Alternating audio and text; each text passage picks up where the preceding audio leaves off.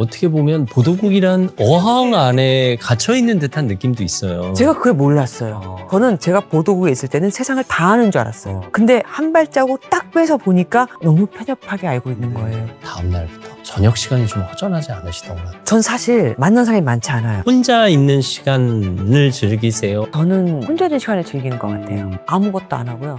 들어요. 그게 제일 마음이 편해요.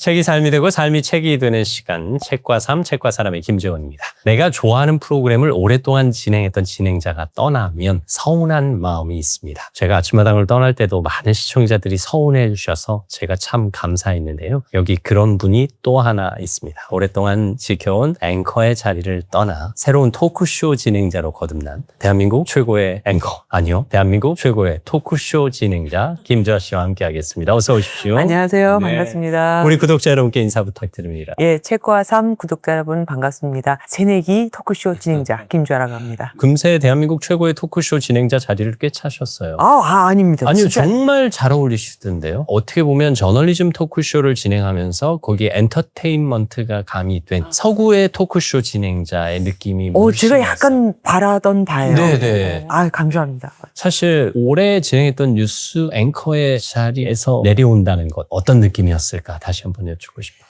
많이 서운했죠. 많이 서운했는데 잘 된 거예요. 왜냐면 더 늦게 제가 그만뒀더라면 토크쇼를 하기도 힘들었을 것 같아요. 그럴 너무 수 나이 있죠. 들어서 네. 제가 장단을 맞추기도 힘들고 사회적 흐름을 따라가기도 힘들었을 것 같아요. 사실 지금도 스태프들하고 얘기하다 보면 벽이 많이 느껴지고 있죠. 그러십니다. 예.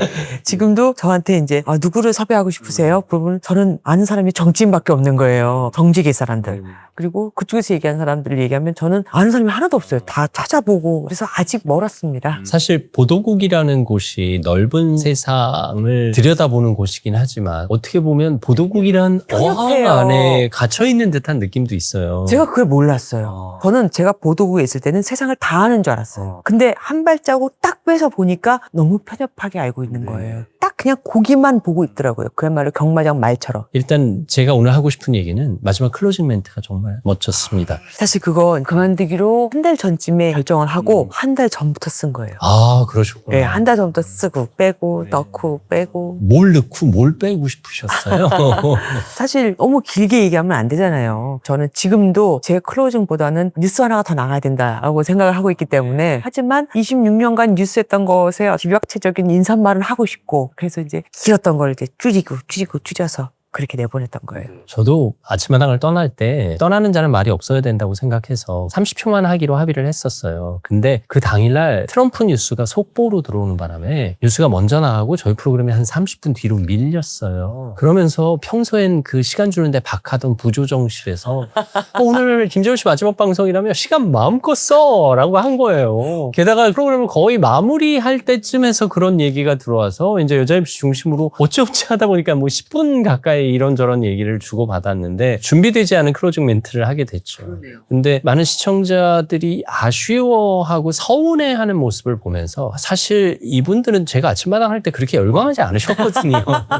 근데 떠나려고 하니까 열광하시는 모습을 보면서 사랑의 완성은 서운함이구나 라고 느꼈어요. 말 되네요. 네, 사실 마찬가지였을 거예요. 그러게요. 왜 아직도 휴가야? 뭐 이런 얘기 많이 들었어요. 예. 본인은 어떠셨어요? 다음 날부터 저녁 시간이 좀 허전하지 않으시던가요? 사실 저는요 뉴스 준비하는 게 그거 한 2시간 정도밖에 못해요. 나머지는 뉴스를 보는 거예요.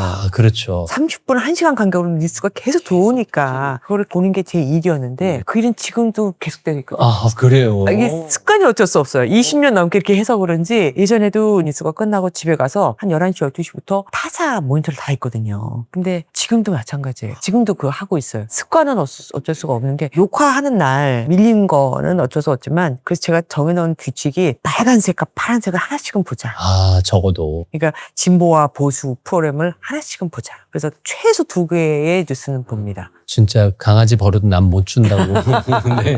안 보면 불안해요. 내가 없는데 세상이 돌아갔단 말이야. 뭐 이런 느낌. 삶의 패턴이 좀 바뀌셨어요? 사실 매일 뉴스 생방송을 진행한다는 건 하루를 온전히 뉴스에 바쳤다는 뜻과 크게 다르지 않잖아요. 그거를 일로 생각했으면 아니면은 못했을 거예요. 근데 저는 궁금했거든요. 어제 저렇게 싸우던 사람들이 오늘 어떻게 결론이 났을까도 궁금하고, 뭐 대통령이 저렇게 화를 냈다는데 오늘은 어떻게 됐을까도 궁금하고, 트럼프가 저렇게 했다는데 오늘은 그 관절은 어떻게 되는 거지 궁금하고, 저는 궁금하니까 어쩔 수 없이 봤어요. 저는 한동안 뉴스에 몰입하다가도 또 뉴스를 떠나 있곤 해요. 왜냐? 그 뉴스에 몰입해 있을 때, 그 뉴스 때문에 신경 쓰고 있는 내 자신이 내 감정을 소모하고 있다는 생각이 때로는 드는 거예요. 내가 왜 이 일에 일희일비해야 되지? 내가 왜 이 일에 분노해야 되지? 내가 왜 이 일에 기뻐해야 되지? 하다가 한동안 뉴스를 멀리 하다가 가만히 있어. 내가 지금 대한민국 일에 이렇게 무관심해도 되나? 싶어서 또 뉴스에 몰입을 하고 왔다 갔다 하는 시간도 화가 좀 나시는군요. 있어요. 네네. 저는 화가 안 나요. 그러시는구나. 예. 객관성을 유지하려고 애쓰시는군요. 애쓰는 게 아니라 저절로 된 것 같아요, 이제는. 현상으로만 바라보시는군요. 예를 들어 재작년이죠, 이제 계엄 사태 같은 경우 솔직히 말씀드리면 화가 날 일이에요. 근데 저는 화가 나지 않고 왜 그랬지? 무슨 일이지? 이거지 화는 안 났어요. 책에도 쓰셨지만 뉴스 하시는 동안 대통령이 6번 바뀌었어요. 잘하면 원래 5번이었는데 네. 공교롭게 서두르시는 바람에 저희도 생방송 진행자로서 그 바뀌는 날 또 혹은 바뀌는 순간에 대한 언급은 늘 해요. 그래서 이제 관심을 갖고 지켜보게 되는데 그 안에 깊이 들어가 있지는 않거든요. 근데 그 안에 깊이 들어가서 분석하고 판단하고 전하는 역할을 하셔야 되는 거잖아요. 대한민국 현대사를 그냥 가슴에 품고 계시는 거죠. 어떻게 보면 그런데 그러지 않으려고 노력해요. 오히려. 무슨 말이냐면 제가 기자들을 교육시킬 때마다 하는 말이 네가 그 안에 들어가 있다. 예를 들어 어디 출입처에서 그 사람은 굉장히 중요한 뉴스예요. 출입처에서는. 근데 국민적인 시각으로 봤을 때 시청자의 시각으로 봤을 때 그게 중요한 뉴스가 아니에요. 그런 경우가 너무 많아요. 그렇다. 무슨 말인지 알겠어요. 네. 그래서 예를 들어 국회에 나가는 청와대 나가는 그 사람은 너무 중요한 뉴스라고 막 갖다 들이미는데 전체를 봐야 되는데 그러지 못한 경우가 너무 많거든요. 그래서 제가 항상 기자들한테 뉴스 속에서 뉴스를 보지 마라. 시청자 입장에서 뉴스를 보는 연습을 해라. 근데 저도 하다 보면 그게 잘 안 될 때가 많죠. 그래도 앵커로서 말 그대로 앵커링을 하셔야 되니까 앵커로 있을 때는 그래도 시청자의 입장에 서로 애를 많이 쓰시는 거잖아요. 그렇죠. 네, 시청자의 관점에서. 근데 온전히 시청자의 관점이 될 수는 없잖아요. 사실 우리가. 그 간극을 어떻게 해소하세요? 내가 시청자의 마음을 헤아려야 하는데 내가 온전히 시청자가 될 수는 없거든요. 근데 어떻게든 시청자의 마음을 헤아려서 지금 이 순간에도 시청자가 원하는 질문을 하고 싶어요. 이 간극을 어떻게 메워야 하느냐가 저는 진행하면서 숙제 아닌 숙제고. 저도 그게 늘 숙제였고 지금도 숙제입니다, 사실은. 토크쇼도 마찬가지예요. 그렇죠. 토크쇼도 나왔을 때 궁금한 거, 시청자가 예전에 저 사람은 저렇게 행동했는데 저게 왜 그랬지? 이거를 궁금해하는 경우가 많아요. 그걸 제가 질문을 하면 이 사람은 안 나오겠다고 얘기해요. 그럴 때는 마음이 아프죠. 이거를 풀어주는 게 진행자의 역할이기도 하고 게스트의 숙제이기도 하거든요. 그러려고 나오는 건데 내가 잘 먹고 잘 살았습니다를 보여주려고 나오는 건 아닐 거 아니에요. 물론 근황 얘기도 안 할 수는 없겠지만 그래도 궁극적으로 시청자가 궁금한 걸 풀어줘야 되는데 제가 이 프로그램을 한 지 얼마 안 됐지만 나와서 약간 뭉뚱그리다시피 아니에요 라고 시청자가 궁금해하는 거를 풀어주지 않고 들어간 사람들이 한 몇 명 있어요. 미안하지만 그분들은 시청률이 잘 안 나왔어요. 그걸 알죠, 시청자들이. 시청자들 진짜 무서워요. 근데 한편으로는 인터뷰어로서 또 인터뷰이와 함께 하기 때문에 오늘의 이 자리는 이분에게 최선을 다해야 되거든요. 그래서 이분이 불편해하는 질문은 하고 싶지 않아요. 근데 해야 될 때가 있잖아요. 그렇죠. 그게 이제 우리의 숙제인데 사실 제가 앞 영상을 찍고 나서도 말씀드렸잖아요. 혹시 불편한 거 없으셨어요? 라고 여쭤봐서 괜찮아요 하고 흔쾌히 말씀해 주셨지만 이분이 불편해할 법한 질문은 예측이 되잖아요. 근데 그 불편한 질문을 피하면서 이분이 그 내용을 자연스럽게 털어놓게 하고 싶은 거예요. 근데 그러려면 시간이 그러니까요. 걸려요. 사실. 그래서 뉴스에서는 그게 안 돼요. 저희도 토크쇼를 진행하면서 지금 80분짜리를 하고 있지만 사실 녹화는 3시간 하거든요. 왜 안 하겠어요? 왜냐면 그분이 뭐 재밌는 얘기를 하고 이거를 끄져내기보다는 그분이 마음을 터놓을 준비가 돼야 돼요. 마음을 열어야 되는데. 그 시간이 필요한데 뉴스는 그게 아니에요. 4분 안에 이 질문을 다 해서 그렇죠. 뭐 길게 주면 6분 뭐 이 안에 그걸 다 써야 되고 누가 갑자기 목 역잘 잡고 앉혀놓고 너 왜 그랬어? 그러면 누가 얘기하겠어요? 저라도 얘기 안 할 텐데. 그러니까 뉴스가 깊은 얘기가 나오기 힘든 거예요. 지금 우리가 이제 토크쇼와 뉴스 사이를 넘나들고 있는데 그 토크쇼 70분, 80분물을 위해서 3시간 녹화한다고 하셨잖아요. 전 아침마당 진행할 때 생방송이었거든요. 한 사람과 30분, 한 사람과의 1시간을 그 1시간 동안 워밍업 해야지. 하셨어요? 이분 마음 열어놔야지. 그리고 이분 얘기 끌어내야지. 그러니까. 절정으로 끌고 가서 감정 고조시켜야지. 그리고 그걸 또 다 다독여드려서 마무리까지 하는 기승전결을 그 63분 안에 다 해내야 되는 거예요. 오늘 제가 호스트하고 게스트 하시죠? 어떻게 하셨어요? 네, 사실 어떻게 했는지 지금 기억도 안 나는데 근데 그 묘미와 그 스릴이 있어요. 그쵸. 그리고 그 잘해냈을 때. 그렇죠. 그 쾌감이 있어요. 특히 이제 아침에 그 일을 개운하게 끝내고 나면 하루가 상쾌해요. 그리고 천이무봉, 하늘옷은 꿰맨 자국이 없다라는 마음으로 우리가 최종 편집자가 돼서 사실 자연스럽게 마치 편집한 것처럼 무르르듯이 진행해야 된다라는 생각을 갖고 있거든요. 제가 아나운서 예전에 교육할 때 그 얘기를 했었어요. 연출자의 마음으로 해요. 편집자의 마음으로 질문을 해야 되고 테마가 바뀌어도 자연스럽게 넘어가는 느낌을 줘야 된다 이런 얘기를 하는데 사실 뉴스는 툭 끊어지고 단절되는 거잖아요. 하지만 그 안에 대한민국의 기승전결이 담겨 있는 거잖아요. 그 자리를 어떻게 그렇게 오래 지키셨을까? 근데 사실 반대로 생각하면 일에만 집중하시는 바람에 내 관계를 제대로 꾸리기 힘들지 않으셨을까 싶어요. 전 사실 만난 사람이 많지 않아요. 사람들은 앵커라 그러면 많은 사람들을 만났었을 거고 그러니까 많은 인맥이 있을 거라고 생각하는데 저는 좀 반대예요. 아, 그러세요? 저는 좀 정이 많은 편이에요. 그래서 누구랑 이제 친해지기 시작하잖아요. 근데 이 사람이 부탁하면 거절을 하기 힘들어. 근데 정직의 사람들하고 제가 만약에 친하다. 네. 대부분 그들의 뉴스 아닙니까? 그렇죠. 그러면 나중에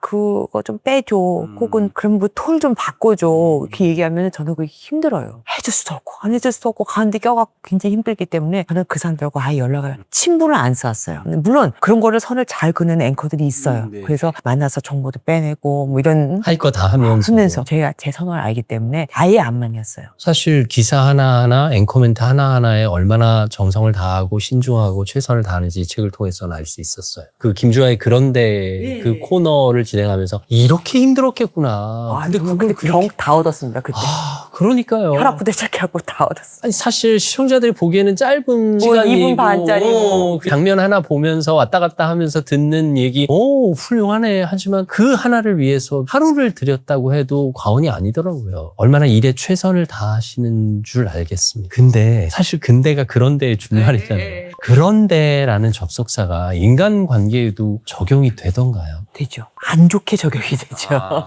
사실 사과를 하는데도 미안해. 근데 그런 얘기가 사과가 아닌 거예요. 그렇죠. 마찬가지로 음식을 대접했는데 맛있어. 근데 맛 없다는 거예요. 어딘가 문제가 있다는 거예요. 오늘 인터뷰 정말 잘하셨어요. 그런데 근데 하면은 또 얘기가 달라지죠. 그때 얘기하신 거 정말 강의 잘하셨어요. 근데 발음이 뭐 이렇게 되면 맞아요. 그러면은 갑자기 찬물을 껴안게 되잖아요. 사실 복소가 되는 접속사죠. 대화에서는 혼자 있는 시간을 즐기세요? 아니면 어울리는 시간을 즐기세요? 여유 시간이 생겼을 때 저는 혼자 있는 시간을 즐기는 것 같아요. 혼자 뭐 하세요? 아무것도 안 하고요. 뉴스 들어요. 그게 제일 마음이 편해요. 넉넉히 뉴스에 몰입하다. 그 뉴스 내용에 따라 감정이 바뀌지 않아요? 감정이 바뀌지 않고요. 저는 예를 들어서 이제 빨간색 이야기를 들어요. 근데 파란색 얘기를 듣다 보니까 빨간색에서 중요하게 여겨서 뉴스로 했던 게 여기서 아예 안 나올 때가 많아요. 혹은 그 반대도 있어요. 파란색에서 중요해서 뭐 톱거리로 막 한 3-4개 썼는데 여기서는 아예 언급도 안 할 때가 있어요. 그리고 나중에 여기서 이제 이 얘기가 너무 길어지니까 안 할 수가 없어서 살짝 끄집어내고 좀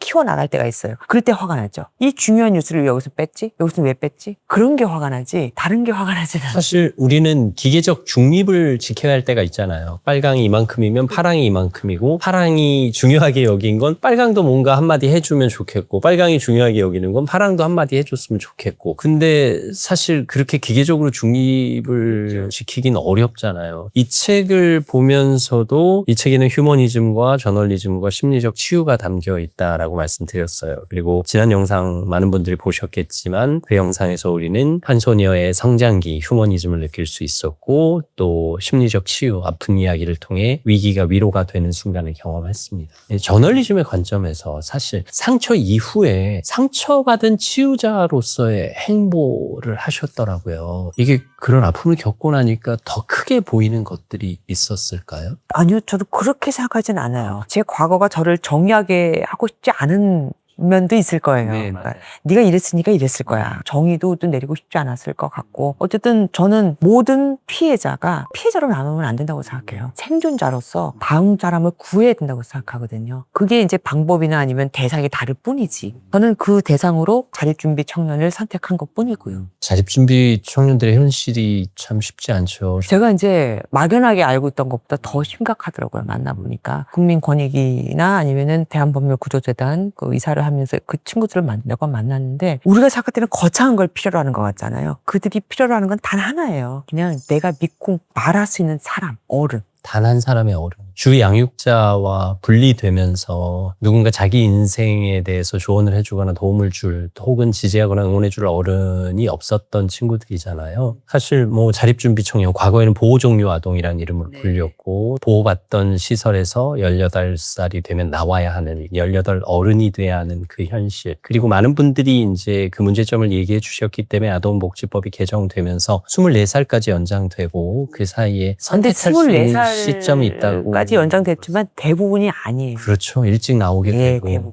사실 뭐 예전에는 터무니없는 지원금 그냥 주고 말았는데 그래도 지금은 뭐 여러 모양으로 조금 늘었다고는 하지만 현실적으로 그 나이 때 애들이 나와서 이게 견뎌내기에는 너무 벅찬 세상이잖아요. 만약에 내가 아이가 있는데 고3이다. 그 아이가 내년부터 어른으로 혼자 살아야 된다. 한 번도 쓰레기도 제대로 분리를 해본 적도 없고 고아원이 특히 그렇잖아요. 고지서에 금액을 내가 맞는지 틀린지 계산해 본 적도 없고 근데 그 아이들이 그걸 갑자기 감당해야 되는 거죠. 뭐 적정한 경제적 가치가 주어졌다 해도 뭐 바꿔 생각하면 내가 갑자기 20살에 부모님이 돌아가셔서 부모님이 갖고 있던 집 한 채와 유산을 물려받았는데 내가 갑자기 수억 원의 돈을 어떻게 통제하고 헤아리겠어요. 뭐 그만큼 돈이 주어지는 것도 아니지만 한 달에 얼마 용돈 받아 쓰면 될 나이에 인생의 살림을 시작해야 되는 그 부담감이 얼마나 힘들까 하는 생각이 듭니다. 한 사람의 어른이 줄 수 있는 정서적 지원은 어떤 걸까요? 실제로 만나보셨을 테니까. 그 아이들은 그 한 사람만 목마르게 기다리고 있는데 사실은 제가 그래서 매칭을 시켜주는 프로그램을 좀 준비하고 있거든요. 어른 중에서도 명예퇴직을 하시거나 아니면 좀 뭐 다른 내가 아직 능력이 있는데 내가 살아온 경륜이 누구에게 도움이 될 수도 있는데 라고 생각하시는 분들이 계시거든요.